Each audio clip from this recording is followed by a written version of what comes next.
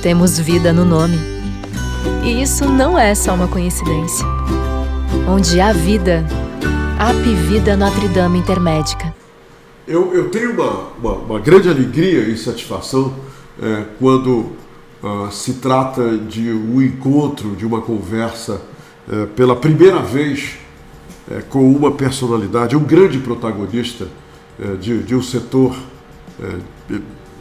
também de grande importância na cidade de Manaus e em todo o estado do Amazonas. E hoje não é diferente, porque vou entrevistar pela primeira vez o Dr. Josinei Dourado do Nascimento, que é o procurador regional do trabalho do Amazonas e Roraima, e ele veio conversar com a gente sobre as funções principais daquilo em que ele desenvolve, do setor no qual ele desenvolve as suas expertises, e ao mesmo tempo a gente vai aproveitar para esclarecer algumas dúvidas usadas corriqueiramente, né, que virou realmente uma forma corriqueira das pessoas se referirem a qualquer assunto, a qualquer tema voltado ou envolvendo o trabalho, como tendo como fonte apenas uma. E hoje nós vamos aproveitar para esclarecer isso. Mas eu quero atrair vocês para essa nossa conversa, porque nós vamos falar sobre o trabalhador aprendiz. A gente precisa muito abordar esse assunto e falar com mais frequência acerca do trabalhador aprendiz.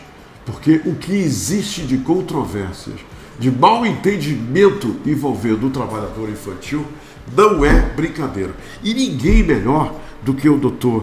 Josinei, porque a expertise dele o posiciona como coordenador regional da Coorde Infância, que é a Coordenadoria de Combate ao Trabalho Infantil e Fomento à Aprendizagem do Amazonas. Ele foi procurador-chefe da PRT da 11ª Região entre 2009, 2011, 2017 e 2021, e também ele foi juiz do trabalho entre 2007 e 2008. Ele possui pós-graduação em Direito Tributário e Financeiro pela Universidade Federal do Amazonas e pós-graduação em Direitos Humanos e Direito do Trabalho pela Escola Superior do Ministério Público da União. Então, vocês veem que é uma pessoa perfeitamente qualificada, capacitada para esclarecer e, logicamente, nos entregar revelações e ensinamentos acerca do que trata, né? Tudo isso, essas coordenadorias e tudo mais, o próprio Ministério Público sobre o trabalho. Dr. Josinei, seja muito bem-vindo. Muito obrigado, Humberto. Eu que agradeço o convite. É uma honra estar aqui, participando do seu programa. Sou um admirador, como amazonense, sou um admirador do seu trabalho já há muito tempo. E para mim é uma grata satisfação ter recebido esse convite e estar agora pela primeira vez sendo entrevistado por você. Então me coloco à disposição para prestar os esclarecimentos aqui e ajudar a contribuir um pouco mais, as pessoas compreenderem o papel do Ministério Público do Trabalho, saberem realmente o que o Ministério Público faz e quem sabe até a partir dessa entrevista a gente possa melhorar realmente um espaço das pessoas poderem procurar o Ministério Público, fazerem as suas denúncias e até mesmo não só empregados, mas sobretudo também os empregadores. Doutor Josinei, eu acabei de dizer que as pessoas ainda fazem uma confusão muito grande no tratamento das funções que envolvem justamente os diferentes órgãos que tratam da Justiça do Trabalho, que tratam do Ministério Público do Trabalho. O senhor poderia esclarecer para a gente quem é o que e quem é quem em tudo isso? Bem, nós temos 3 órgãos que atuam na área do trabalho, no mundo do trabalho. Nós temos o Ministério do Trabalho, que é basicamente aquele órgão que é ligado ao Poder Executivo Federal e que tem a finalidade de emissão de carteira, né? Aqui no Manaus é aquele carteira de trabalho. Carteira de trabalho, é onde também estão lotados os auditores fiscais de trabalho que fazem a fiscalização de campo, que vão na empresa para saber se aquela legislação trabalhista, né, se está sendo cumprida a jornada de trabalho que é prevista em lei. Então eles que verificam em loco, né, um trabalho de campo, né, os fiscais, para ver se a legislação trabalhista está sendo cumprida. Aqui em Manaus, o Ministério do Trabalho é que fica ali no Aleixo, né, por trás da Cefaz. Ok. Já o Ministério Público do Trabalho, é um órgão, é um ramo do Ministério Público, um órgão essencial à jurisdição, ao Poder Judiciário, tem uma atuação extrajudicial, que também é na tutela, na proteção da legislação trabalhista, né? Uma das atuações muito comuns nossa é também fazer os TACs, né? Os termos de ajustamento de conduta. Quando a gente verifica que uma empresa está descumprindo a legislação trabalhista, a gente promove esses termos de ajustamento de conduta, fazendo com que o empresário que esteja ali inadimplente ou que esteja em situação de irregularidade, que ele possa se ajustar àquilo que o Ministério Público está vendo como irregular. E caso não haja um cumprimento espontâneo, né, por meio do TAC, aí o próprio Ministério Público ele tem um poder, né, um poder-dever, uma atribuição de promover uma ação perante a Justiça do Trabalho, que aí seria o terceiro órgão. O que é a Justiça do Trabalho? Nada mais é do que um ramo do Poder Judiciário que julga as ações relativas ao mundo do trabalho, né, relativas à questão da aplicação da legislação trabalhista. É onde o juiz do trabalho e os advogados atuam nas causas dos trabalhadores e empresários. E que o Ministério Público também atua como um fiscal da lei, como um promotor de ações civis públicas. Então, é por isso que eu digo que o Ministério Público ele tem uma atuação, né, que tem uma ligação com o Ministério do Trabalho, sobretudo com os auditores fiscais do trabalho, porque nós demandamos, nós recebemos, né, relatórios de fiscalização, até porque ali está consolidadas as irregularidades, e a gente promove, tem o poder também de promover ações perante o Poder Judiciário, demandando em face de empresas, né, promovendo ações, e quem vai julgar essas ações é o juiz do trabalho. Me diga uma coisa, o senhor tem conhecimento de que existe no imaginário popular a crença de que a justiça do trabalho ela sempre favorece, um grande percentual de favorecimento é para o trabalhador e muito baixo percentual de favorecimento para o empresário.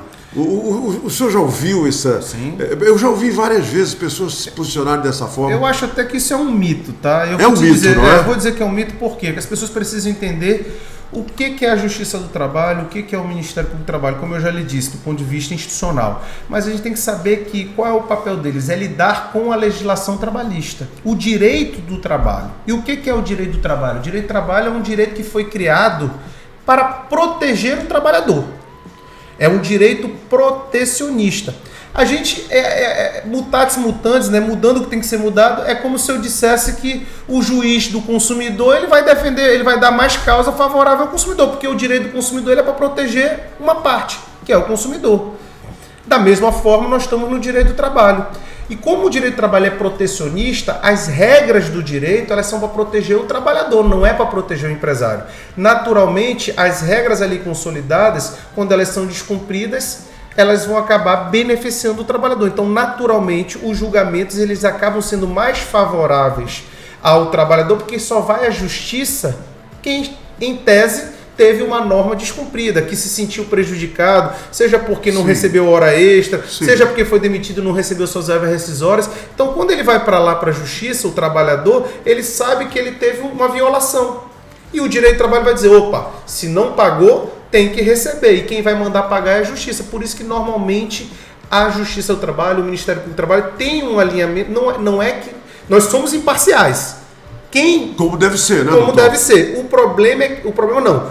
A questão é que o direito do trabalho ele é protecionista do trabalhador. Então, se eu tenho o papel de aplicar a lei que protege o trabalhador, no momento que eu for aplicar a lei, naturalmente eu vou estar protegendo mais o trabalhador do que o empregador. Inclusive, as próprias regras no processo, o processo normalmente é um processo judicial, você tem que dar paridade de armas, ou seja, todo mundo tem que estar em pé de igualdade. tanto quem está sendo processado como o autor, quanto o réu, eles têm que ter as mesmas armas. Mas no direito do trabalho, assim como acontece no direito do consumidor, a gente chama que há uma inversão do ônus da prova. Quem tem que comprovar que pagou o salário não é o trabalhador que recebeu, mas sim é o empregador. Quem tem que provar que o trabalhador estava sujeito a uma jornada de trabalho de 8 horas ou de 10 horas, não é o trabalhador, é o empregador, porque a legislação protege o trabalhador. Interessante essa leitura. E quem tem mais afinidade, ou melhor, quem tem mais aptidão para produzir a prova é o trabalhador ou é o empresário? É o empresário, porque ele que tem um domínio do negócio.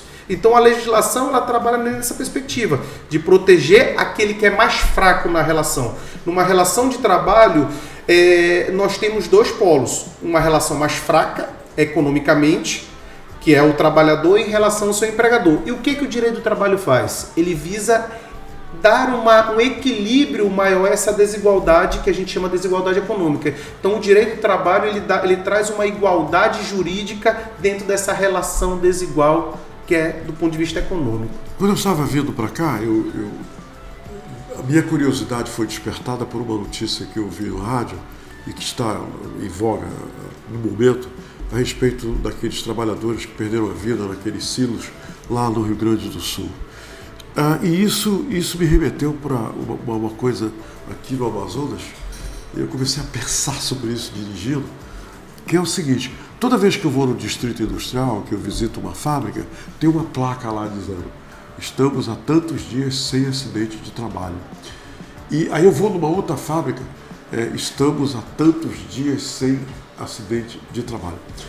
Eu já vi números assim de 100 dias, 90 dias.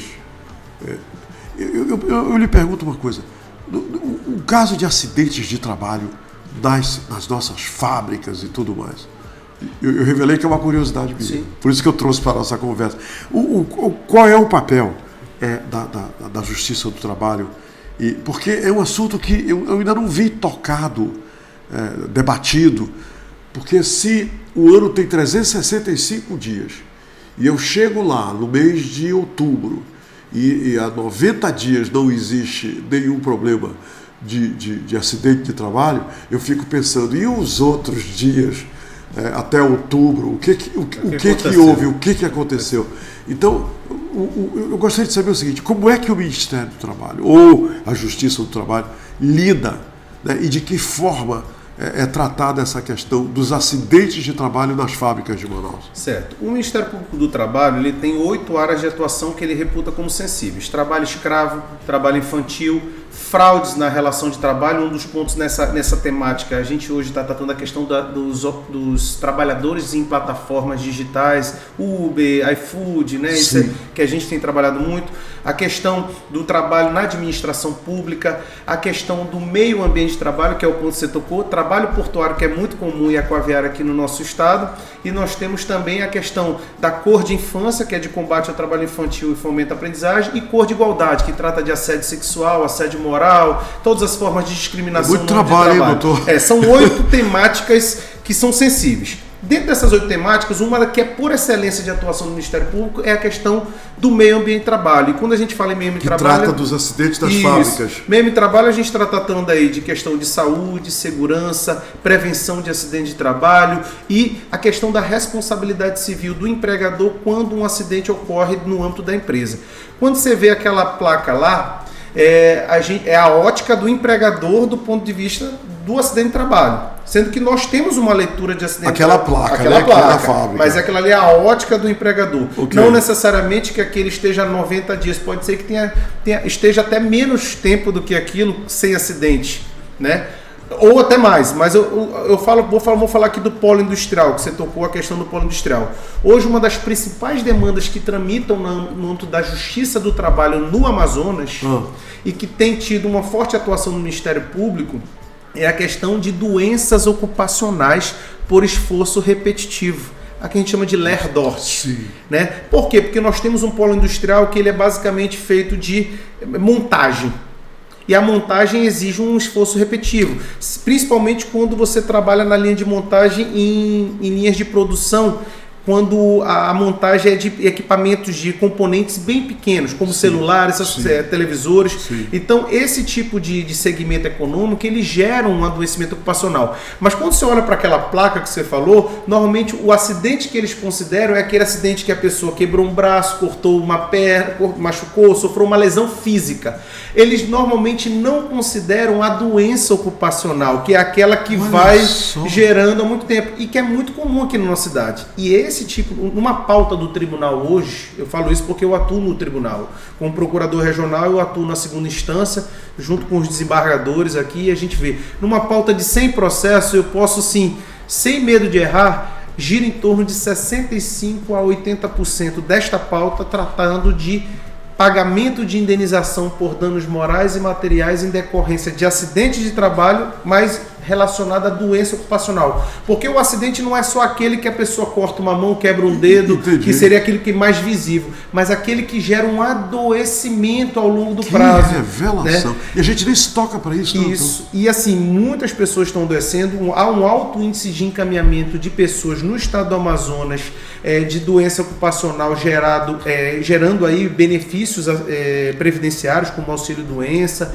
É claro que isso passa por uma discussão no âmbito da Justiça do Trabalho, porque são feitas perícias, alguns a perícia afasta, outros a perícia reconhece, mas o que o Ministério Público do Trabalho tem feito em relação a isso? A gente não está preocupado tão somente com o indivíduo, ele é um elemento importante, eu digo assim, nesse contexto de acidentabilidade, porque o que a gente não está, quando a gente fala em prevenção, a gente não tem que olhar para o trabalhador tão somente, a gente procura olhar para a empresa, para um ambiente de trabalho, porque quando eu consigo minimizar ou eliminar os riscos de acidente na planta industrial, no meio ambiente de trabalho, o trabalhador vai estar protegido naturalmente. Claro. Né? Por isso que a gente fala, entre fornecer um equipamento de proteção individual ou você eliminar todos os riscos do ambiente, o que é melhor? O empresário, ele prefere dar o EPI, que é aquele que a gente conhece, o capacete. Não, pra gente não, a gente prefere que o trabalhador esteja na planta industrial sem capacete, porque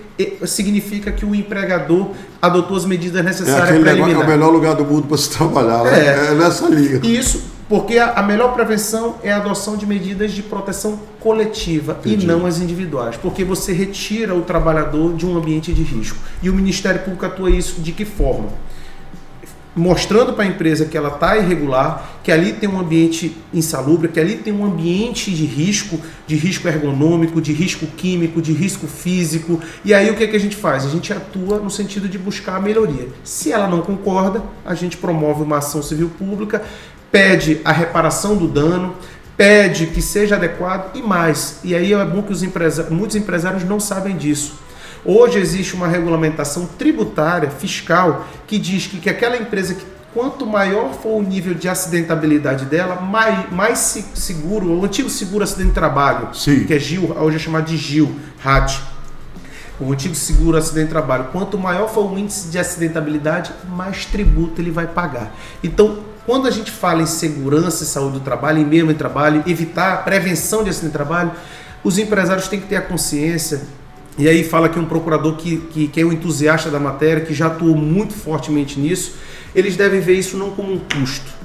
Cuidar de vidas, cuidar do trabalhador, cuidar da saúde, da segurança da vida das pessoas que estão ali, do seu, como eles chamam de colaborador, nós não gostamos dessa palavra, nós gostamos de chamar de trabalhador. Cuidar da vida, da saúde dos trabalhadores significa um investimento para o empresário, que vai ter uma maior produtividade para o seu negócio, vai ser uma produtividade para a sociedade, porque nós vamos ter um trabalhador que vai sair da sua casa com saúde Sim. e vai ter condições de voltar ao seu lar, ao convívio da sua família também com saúde. Nós vamos ter uma diminuição de um custo social e de orçamento, porque o trabalhador doente ele vai para o SUS, ele vai para o INSS. Então, investir em saúde e segurança do trabalho é bom em todos os aspectos. Doutor Josinei, me diga uma coisa. Por que surgiu o mutirão de aprendizagem? Eu estou mudando de assunto, assim, de aprendizagem, e com o objetivo de garantir o cumprimento da cota legal de trabalhadores aprendizes nas empresas. Existem empresas que não querem preencher o número que ela deveria ter de trabalhadores aprendizes, e o Ministério... eu estou fazendo essas confusões ainda, mas o Ministério Público do Trabalho tem que também intervir nessa situação. Sim. E eu lhe pergunto uma coisa,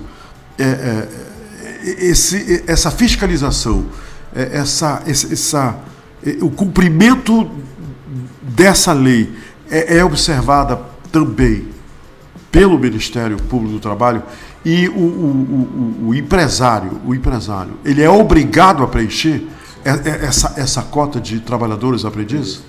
Eu vou apenas fazer, antes de responder a sua pergunta, se me permite abrir apenas um parênteses, para também, é claro, eu falei do problema do adoecimento no polo industrial. Como amazonense, como uma pessoa que defende a Zona Franca de Manaus, o modelo Zona Franca de Manaus, eu quero dizer que há um esforço muito grande, né, das empresas, há uma colaboração com o Ministério Público de atendimento das empresas de buscar a melhoria do meio ambiente de trabalho. Nós temos ainda um alto índice de acidentabilidade, porém há um trabalho permanente e constante, Ministério Público, os empresários na busca da melhoria. Então eu queria fazer esse registro para não ficar parecendo apenas que realmente a situação é um ambiente que não é propício para um trabalho decente. Nós caminhamos sim, mas já tivemos muito pior, mas estamos caminhando para melhoria cada vez mais. E tem melhorado? Tem melhorado. É claro que ainda tem, é um processo constante, sim, permanente, dinâmico, até porque à medida que você muda a linha de produção, os riscos são novos riscos e você tem que adaptar as políticas de saúde e segurança. Então, só para deixar realmente isso registrado. Até porque a gente tem um bom relacionamento com os empresários nesse particular também. Respondendo a sua questão da aprendizagem, eu estou hoje como coordenador regional da parte de combate ao trabalho infantil e fomento, que a gente chama de fomento à aprendizagem. Todas as empresas, aí eu vou fazer logo um recorte, todas as empresas que têm mais de 7 empregados, que não sejam pequenas empresas ou microempresas, elas estão obrigadas a cumprir uma cota de 5 a 15% do seu quadro de pessoal, né? E que esse quadro de pessoal, esses 5 a 15% de funções que demandam formação profissional, com contratação de aprendizes. Então, empresas que têm 7 empregados e mais, elas são obrigadas a contratar aprendiz. Aí você fala assim, mas ela não está precisando de aprendiz. Por que ela tem que contratar? Porque há uma obrigação legal. E é essa a questão, é uma obrigação legal que decorre da sua responsabilidade social.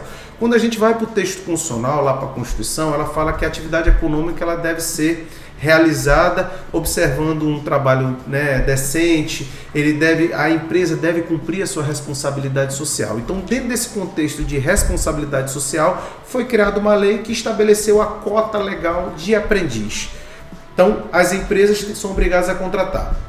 No estado do Amazonas, aí eu gostaria já de deixar registrado, com alegria que eu falo da cota de aprendizagem no Amazonas, porque de 2009 a 2022, até o ano passado, nós estávamos em primeiro lugar no cumprimento de cotas de aprendizagem, proporcionalmente falando, né, claro, em nível nacional. Por que eu falo que nós até 2022 e não 2023? Porque já saiu um recorte de 2023 e Goiás passou do estado do Amazonas.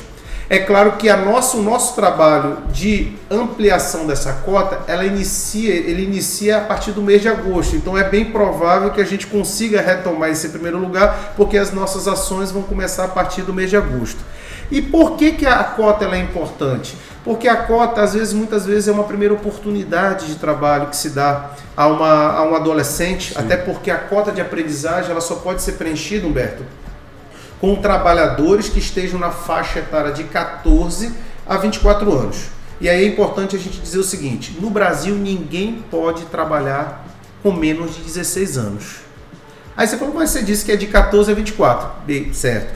Ninguém pode trabalhar com menos de 16 anos. Essa é a lei, né? É o que dita a lei. A Constituição. A Constituição. Salvo na condição de aprendiz a partir de 14. Então, salvo na condição, sim, de aprendiz, sim, a partir dos 14. Então, de 14 a 24 pode haver aprendizagem. E o que é aprendizagem? É um trabalho, é um contrato de trabalho, por isso que a gente fala que se é contrato de trabalho, que é um trabalhador. Ele vai ter os direitos trabalhistas, FGTS proporcional, ele vai ter que cumprir uma jornada proporcional, porque ele tem que conciliar com a sua atividade escolar, ele vai receber um salário, né? E esse trabalho, ele vai permitir que ele tenha uma profissionalização, muitas vezes é o primeiro emprego, e ele vai permitir que ele possa compatibilizar essa sua profissionalização com o seu desenvolvimento psicológico, com o seu desenvolvimento físico, com o seu desenvolvimento intelectual, sem se afastar da atividade escolar, porque uma coisa está agregada à outra. Por isso que a gente diz, a gente estimula o trabalho do aprendiz. Por quê? Porque é um trabalho protegido, é um contrato especial, o Estado vai estar monitorando, ele não vai... Esse contrato tem prazo? Tem prazo de 2 anos, 2 anos, de até 2 anos. Ele é um contrato que o trabalhador, se ele estiver na faixa etária de 14 até 18 anos, ele não pode estar em ambiente insalubre, ele não pode estar em ambiente perigoso, ele não pode estar trabalhando no período noturno. Então é uma seleção da empresa onde ele pode trabalhar. Por isso que a cota de aprendizagem ela fala em funções que demandem formação profissional. Okay. Aquela função que ele foi inserido demanda formação profissional? Não, então ali não pode ter aprendiz. E aonde é que você vai obter essa relação de funções que demandam formação profissional? Está lá na classificação, no CBO, que é a Classificação Brasileira de Ocupações. Então, se tiver no CBO, que é uma norma que você joga no Google, você sabe que é do Ministério do Trabalho, você vai lá, se essa sua função está enquadrada lá no CBO, aquela função demanda formação profissional, então ali pode ter uma pessoa com deficiência. Hoje nós temos uma cota muito grande, nós temos no estado, nós temos um potencial de 12.300 cotas, e nós temos preenchida 9.300, ou seja, nós estamos ainda com um déficit de 3.000 vagas de aprendizes. E onde é que o aprendiz se inscreve e vai para tentar ocupar essas vagas? Perfeito, excelente pergunta, porque a aprendizagem, diferentemente de um contrato de trabalho normal, em que o empregador fala lá, eu estou precisando de alguém, preciso contratar. Ele lança um anúncio, quem vai lá na sua empresa, ou ele vai às vezes num cine, ele consegue pegar a pessoa e ele contrata diretamente. O empregador contrata diretamente o trabalhador. Na aprendizagem não ocorre dessa forma. É obrigatório, até por essa especialidade, por conta desse ambiente protetivo de contrato de trabalho, é obrigado que haja uma intermediação do que a gente chama de entidade formadora. Aí você fala assim, o que é uma entidade formadora? A população vai entender e todos nós vamos entender facilmente isso. Por exemplo, é o Sistema S, é o Senai, é o Senac. Okay. Quando a gente fala em aprendizagem, o empregador ele tem que buscar o aprendiz por meio dessas entidades formadoras, porque elas é que ensinam, elas é que profissionalizam. Okay. Por isso que a aprendizagem ela tem a parte teórica, que muitas vezes é feita lá no Senai, no Senac, né? Nós temos várias outras entidades, né, na área de transporte, em vários segmentos. Então existe uma triangulação: o trabalhador aprendiz, a entidade formadora e o empresário que vai efetivamente contratar aquele aprendiz. Doutor Josinei, muito obrigado pela entrevista. Aliás, foi uma excelente conversa e eu acho que o senhor acabou dando uma aula sobre todos esses assuntos abordados aqui. Eu tenho certeza que seus esclarecimentos foram muito bem recebidos por muita gente e que eles chegam em boa hora, principalmente se tratando de emprego, renda e direitos do trabalho que a gente precisa tanto conhecer. Muito obrigado. Eu agradeço e dizer que realmente, como você falou, né, quando a gente fala do trabalho, a gente está falando de inserção, de oportunidade, né, de renda, de movimentação da economia. A aprendizagem ela faz isso, né, como foi bem colocado. E quando o Ministério Público age naqueles casos em que não há um cumprimento da cota, é porque realmente a gente está preocupado com todos esses aspectos, com a renda, com a empregabilidade, né, com o combate ao trabalho infantil, porque a aprendizagem ela combate ao trabalho infantil, porque ela protege o trabalhador, ela não deixa no ambiente de vulnerabilidade, como a gente vê aí nas ruas, crianças pedindo. Sim. Então o papel do Ministério Público é coibir isso e, enfim, qualquer coisa a gente está à disposição, Humberto, né? Quem quiser fazer denúncia também, eventualmente, sobre as questões trabalhistas, nós temos um site que é o www.mpt.mp.br www.mpt.mp.br.